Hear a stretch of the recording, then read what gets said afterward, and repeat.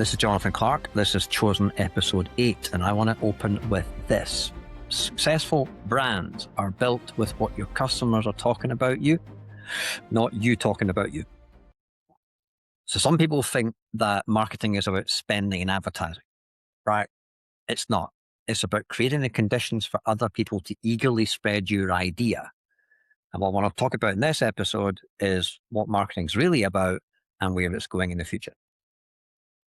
So I've spent about 16 years working with individuals and companies to talk about the marketing.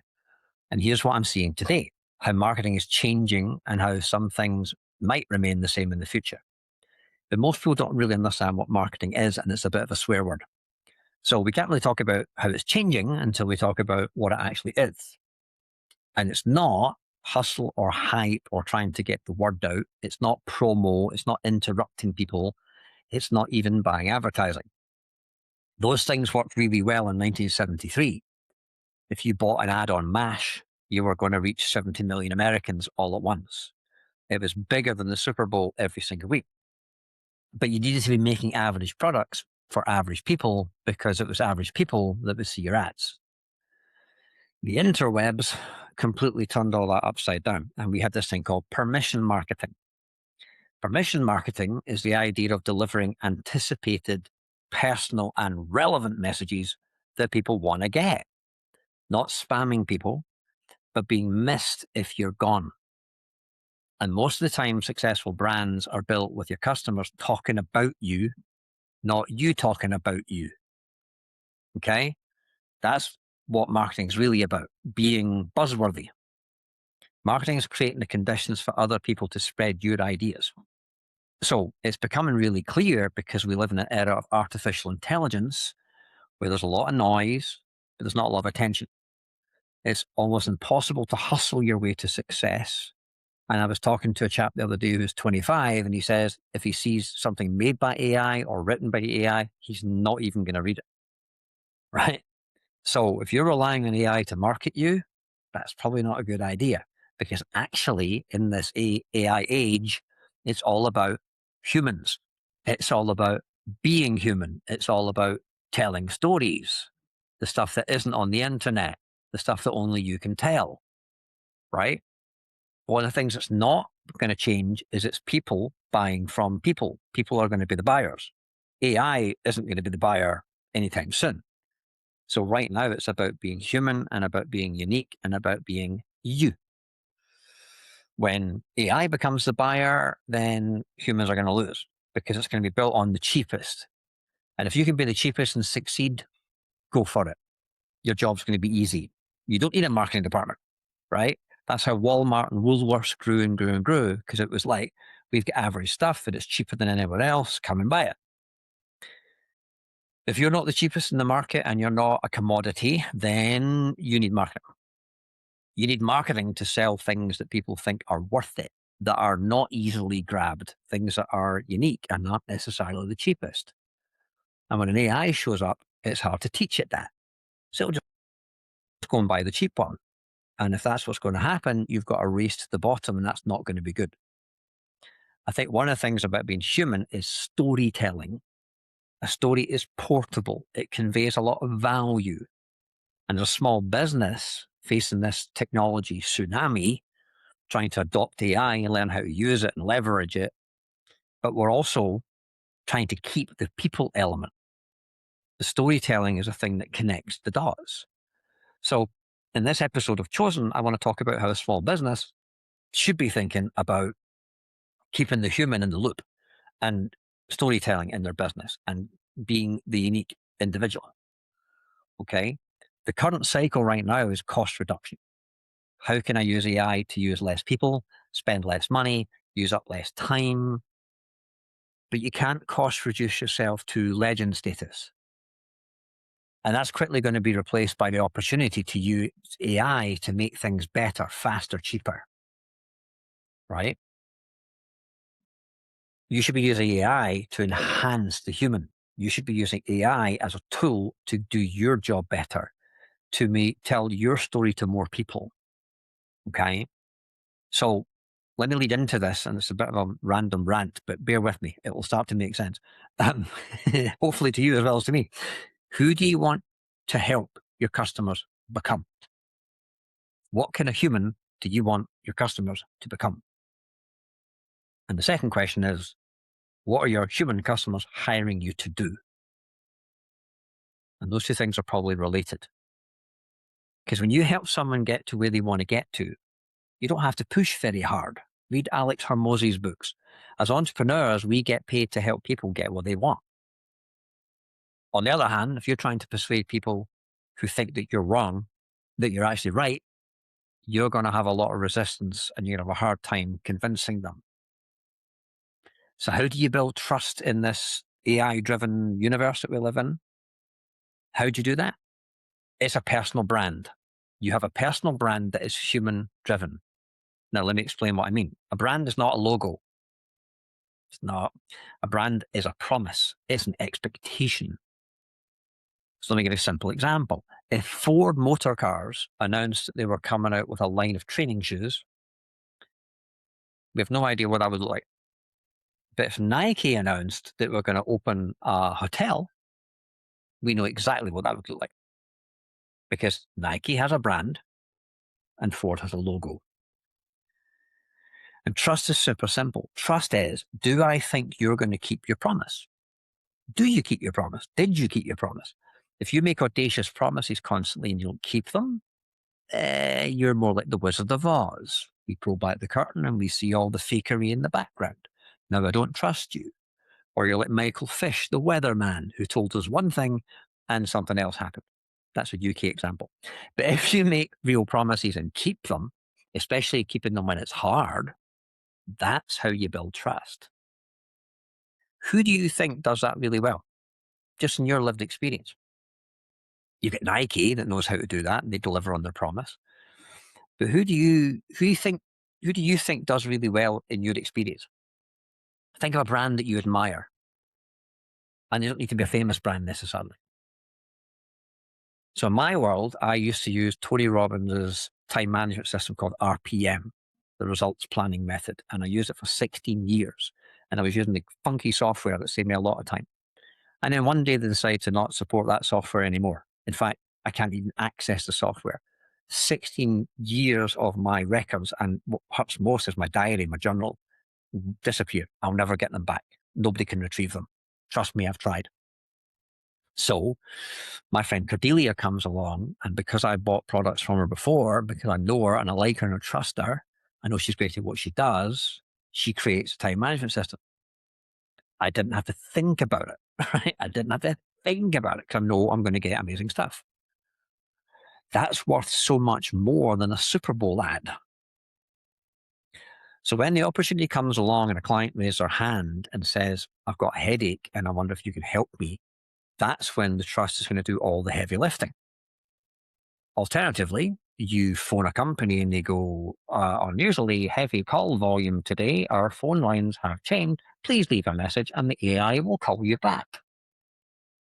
You've just made a very clear statement about your marketing priorities and about whether or not I can trust you or not. I've heard it said that a company may own its brand, but the rest of the world owns its reputation. And the thing that's really interesting in a lot of solopreneurs is that you own your brand. So the first piece of business advice that I got was back in 1997 when I first started. And I said to my first ever unofficial coach, how do I market and promote my business? And he hit me with a question, which is a genius question. Do you want to run a marketing driven company or a market driven company? And I was like, don't know. What's the difference? He said, a marketing driven company is run by the marketing department. A market driven company is there to serve the market. So let's think about that. There's a famous German car company that makes nice cars. 5 engineers and some accountants get together and they decide to come up with a scheme that will cleverly write some code to defeat the European emissions tests and allow them to cheat. And it ends up being a huge scandal and it costs them $1 billion in fines. Now, the question is, was that a good marketing move or not? Um, it was a marketing move, but the marketing department probably wasn't in the boardroom that day. Right? Everything your company does that touches the public, touches the market, how you design stuff, how you answer the phone, how much you charge, the kind of stuff you're dumping in the river. Those are marketing decisions. And if you're not touching them, then you're not really in charge of the marketing. And God forbid you give it to ChatGPT to do it for you, because they're not you. It's not you.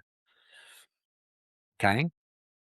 How do you think a small business should create that brand if it's a one man or one woman operation? Like in a big organization, you'll have a team that are keeping track of certain metrics. So in an investment bank, they're keeping track of their bonuses and how much money they've made today from your money.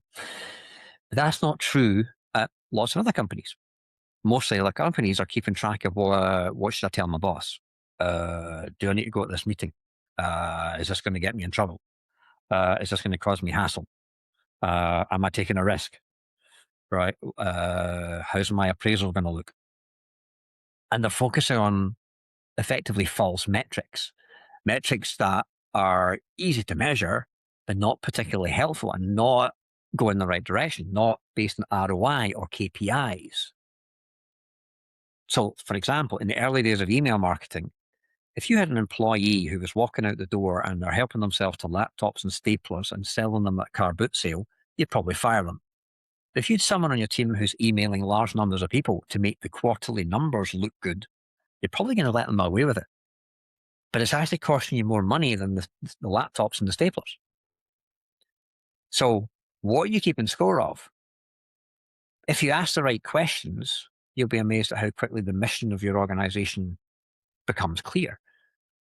So, in the old days of email marketing in the 90s and 2000s, I was encouraging clients to put up two big numbers on the wall where everybody could see them.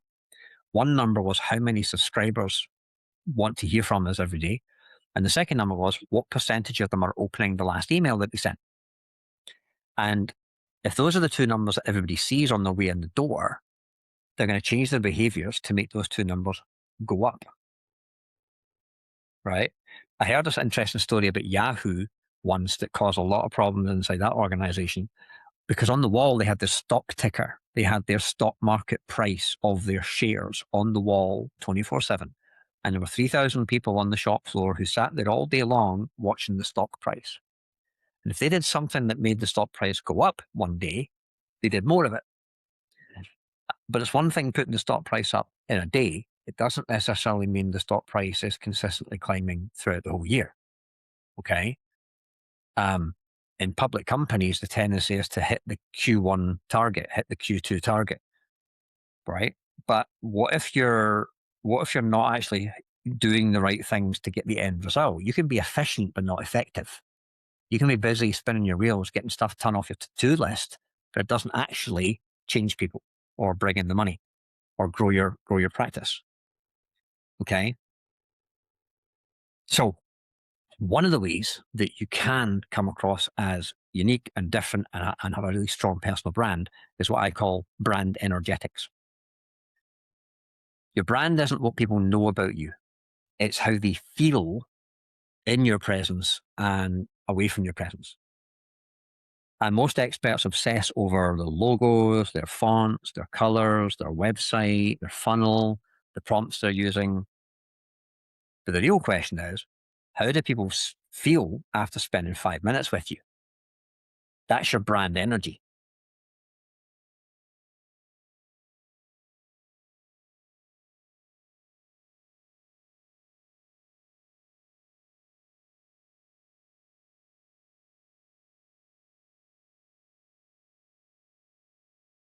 So do a quick brand energy audit. When someone leaves a conversation with you, do they feel bigger or do they feel smaller? Do they feel clearer or are they more confused? Do they feel braver or do they feel more fearful? Are they inspired or are they overwhelmed? Are they energized or are they drained? That emotional residue is effectively your personal brand, right? Remember the Ghostbusters ghost that slimed the Ghostbuster? Are you sliming people or are you leaving them invigorated? That's your energy signature. And every unforgettable legend has one. So think about the people that you admire. They leave a predictable emotional wake. And it's nothing to do with their logo. It's all to do with their presence. There's something that I heard some of the marketing guru call the apology tax. Every time you soften your opinion, every time you hide your humor, every time you take the risky story down a notch, or you dilute your personality, you pay this invisible tax. Not in money, but it's in memorability. So the recognition equation isn't visibility equals content that I put out. Recognition equation is distinctive uniqueness times consistency times emotional residue. It's not your brand. It's not your logo. It's not your website, or your brand is not your logo. It's not your website. It's not your color palette, your hex codes. Good grief. It's what people feel after spending 5 minutes with you. Most folk obsess over their font, their funnel, their PDFs, their social media strategy, their framework, while completely overlooking the emotional residue they leave behind. People aren't going to remember your framework. They're not going to remember the information. They're going to remember the transformation. They're going to remember the person who made them think differently, or the person who made them feel better, or see new possibilities, or the person who helped finally put words to something they've been struggling to express. That's your brand energy. And every unforgettable expert has that energy signature, a consistent emotional experience that they create wherever they go. Some people leave feeling inspired, others make them feel understood or challenged or hopeful. The problem is that a lot of experts never let the world experience that true version of themselves. They send their credentials instead of their character. They send their polished LinkedIn profile. While the real person, the one that clients rave about after they meet them, stays at home. And every time you soften your opinion, you remove your risky stories, or you edit out the parts that make you unique, you pay that apology tax in memorability. If you want to become chosen, if you want to be the go-to person in your industry, stop asking, how do I get more views? And start asking, how do I become unforgettable? Recognition isn't built through better branding, it's built through greater congruence. Like, the closer your public persona is to the real unapologetic version of you, the more magnetic your brand becomes.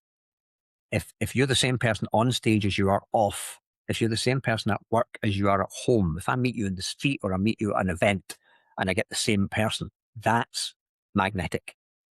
People don't buy your logo, they don't buy your framework, they buy the feeling of who they became in your presence. That's brand energetics. And that's how legends are engineered. How do you feel when you meet a celebrity? How do you feel when you meet a pop star or a rock star or an actor? I remember having lunch with Billy Boyd, one of the hobbits from Lord of the Rings. I remember how that felt.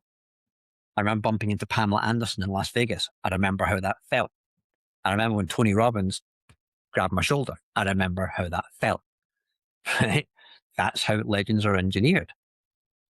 So authenticity in being you is one part of it. Consistency is another part of it. Consistency is that when we buy and we pay money to a brand or a company, then we get what we expect, right? Like, if you're an employee, the company says they're going to pay you at the same time every month on the same day. The employees don't want the paycheck to come on a Wednesday and then maybe sometimes on a Thursday and then sometimes on a Friday, and they don't want it to be higher than before. Well, they probably do, but they don't expect it to be higher than before or lower than before. They want it to be consistent.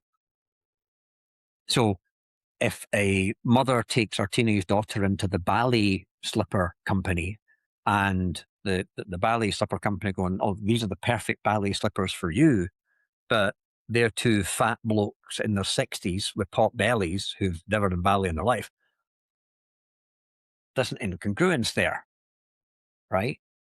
Ideally, the congruence is, no matter which angle you look at us from, we're going to be like this. you're always going to get the same person at the end of the day. You're always meeting the same person at the end of the day. We're not going to talk about you behind your back. We're not going to manipulate you. We're not going to sneak things into the contract that you weren't looking for. We're going to consistently be who we say we are, right? When we're here, we're consistently doing the thing we promised we would do. So, quick example, back in 1997, in a 150-year-old cottage that I grew up in, the water heater broke. And in the winter, it would only break in the winter, of course. The coal fire heated the water heater, which gave us hot water. If the fire wasn't lit, there was no hot water. One day, it ain't working. The fire's lit, it's burning away, but there's no hot water. So I call 4 different firms to come out and look at the water tank. First guy comes out, and he's not the owner of the business. He's the technician, and he walks into the house, and he starts to put on the paper slippers around his shoes, right, for cleanliness. And I said, listen, you're going to be in outside, and you're going to be in the garage where the pipes are and stuff. So you don't need to put slippers on. And he said, no, we always wear the slippers. Then he hands me a clipboard, and he said, while I'm out looking at your tank, look at this. There's 25 people within 1 mile of this house and the phone numbers, and they've all agreed if you want to call them to get an endorsement, they're happy to answer the call. Wow. So when he came back to the front door with the slippers on, I went, you're hired. And I cancelled the other 3 calls because that's what I wanted, right? I wanted was a firm who played the role of we're professionals, we know what we're doing, we want to do a good job. I'm not some cowboy with a screwdriver and it's going to promise you whatever I'm going to promise you, right? Nothing's off the record. Everyone's watching all the time.